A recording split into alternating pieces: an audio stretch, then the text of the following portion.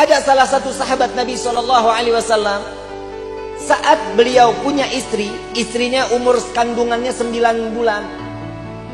Saat ini anak lahir, ini sahabat lagi nunggu Nabi SAW dalam keadaan sakratul maut, dalam keadaan naza.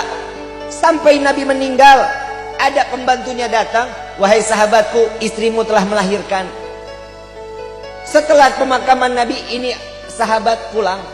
Begitu pulang ngelihat, istriku sudah melahirkan, sudah. Apa anaknya? Laki-laki. Beri nama dia Muhammad, katanya. Dikasih nama Muhammad.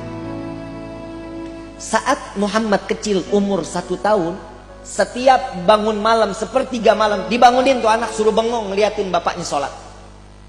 Setiap malam dibangunin. Kita tega nggak ngeliat umur anak setahun, kita bangunin suruh ngeliatin kita lagi sholat? Nggak bakal tega. Begitu 2 tahun, begitu juga. Dibangunin setiap sepertiga malam. Setiap lagi sholat, nggak boleh dalam keadaan tidur, liatin bapaknya lagi sholat. Sampai ini anak umur 3 tahun, mulai dibawa ke masjid. Diajak sholat ke masjid, duduk sama-sama sama orang tuanya di masjid. Sampai umur 5 tahun, Muhammad sudah bisa menghafal Al-Quran. Muhammad sudah mengikuti sunnah Nabi. Puasa Senin Kemis, nggak pernah lewat. Kadang puasa Nabi Allah Daud. Sunnah semua dijalani. Di Muhammad 5 tahun udah mulai pentes. Mulai nih, Muhammad udah mulai nanya-nanya banyak sama ayahnya. "Wahai ayahku, dari kemarin aku nih dididik sama dirimu, dalam keadaan ini harus sunnah. Apa sunnah ini? Sunnah ini apa yang diajarkan oleh Nabi, itu yang kita jalani." Siapa Nabi itu? Nabi Muhammad SAW. Dia yang mana orangnya? Dibawalah si Muhammad kecil datang ke makam Nabi SAW. Inilah Nabi Muhammad. Dia telah meninggal dunia, iya.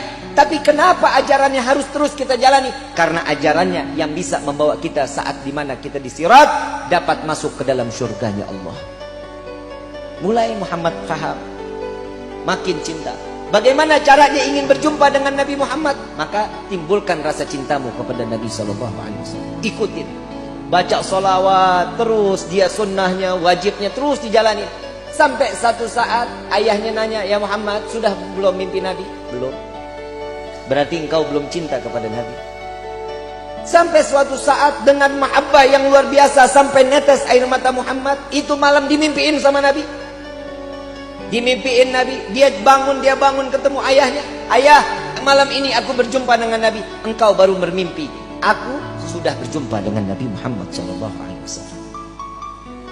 Saat sampai umur 9 tahun, si Muhammad sedang main. Tiba-tiba terdengar suara azan. Allahu Akbar, Allahu Akbar, Allahu Akbar, Allahu Akbar. Tapi azannya ini belum waktu salat, belum masuk waktu salat.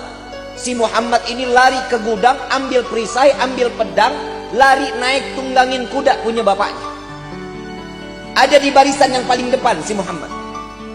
Sayyidina Abdurrahman bin Auf saat itu pemimpin peperangan, bertanya, "Ini anak siapa?"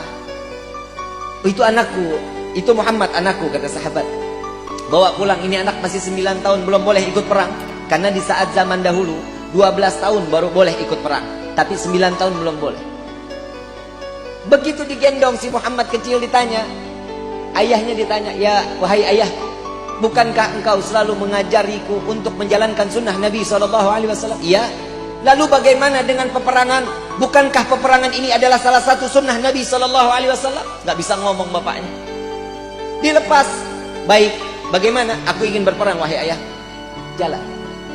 Jalan dia minta di barisan yang paling depan, "Paman Abdurrahman, biarkan aku untuk ikut berperang bersama kalian, karena aku ingin menjalankan sunnah Nabi Muhammad SAW."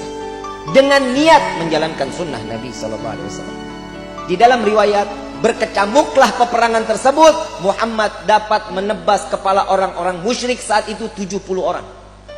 Mati di tangan Muhammad. Ditebas lehernya. Dan di dalam riwayat ada 120 musyrik habis dimatikan oleh Muhammad kecil. Saat setelah peperangan usai, dilihatlah mujahid-mujahid. Orang-orang yang mati syahid dibuka satu persatu. Si bapak ini lagi nungguin Muhammad mana nih, nggak datang-datang. Soalnya dia barisan paling depan dan dia berlari paling kencang paling ke depan. Saat terakhir dia lihat Muhammad kecil, nggak tahu. Di dalam riwayat tersebut Muhammad dalam keadaan terdapat anak panah 180 anak panah melesat ke jasad Muhammad. Kepala sudah tinggal dengan kulitnya, kuping sudah nggak ada, tangan sudah nggak ada, habis Muhammad mati dalam keadaan yang cukup parah saat itu. Namun ayah dari Muhammad kecil tertawa melihat Muhammad. Sahabat bertanya, wahai sahabatku, apakah kau gila? Kau melihat sahabat engkau menangis, engkau melihat anakmu tertawa. Aku melihat sahabatku, mereka adalah penghuni surga. Aku merasakan bagaimana saat aku kelak di yaumil kiamah, akankah aku berkumpul dengan saudara-saudaraku dan sahabat-sahabatku. Jika aku melihat anak aku tertawa, aku melihat dia sedang bermain dengan baginda Nabi Muhammad sallallahu alaihi wasallam.